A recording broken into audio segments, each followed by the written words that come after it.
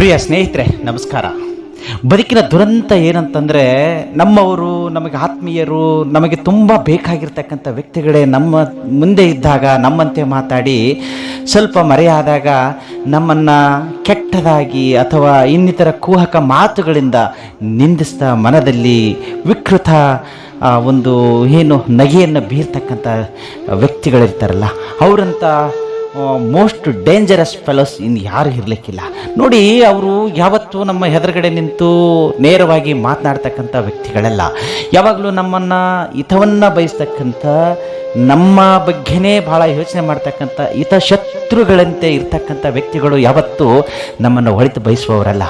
ನಮ್ಮ ಮುಂದೆ ಬಾಯಲ್ಲಿ ಬೆಲ್ಲ, ಕರುಳಲ್ಲಿ ಕತ್ತರಿ ಅನ್ನುವ ಹಾಗೆ ಯಾವಾಗಲೂ ನಮ್ಮನ್ನು ತುಂಬ ಹೃದಯದಿಂದ ಹೊಗಳಿ, ನಮ್ಮನ್ನು ತುಂಬ ಹಟ್ಟಕ್ಕೇರಿಸಿ, ಆಮೇಲೆ ನಮ್ಮ ಬಗ್ಗೆನೇ ಒಳಗೊಳಗೆ ಮಸಲತ್ ಮಾಡ್ತಕ್ಕಂಥ ಜನಗಳಿದ್ದಾರಲ್ಲ, ಇವರು ಯಾವತ್ತೂ ಇವರನ್ನು ನಂಬಲಿಕ್ಕೆ ಹೋಗಲೇಬಾರ್ದು.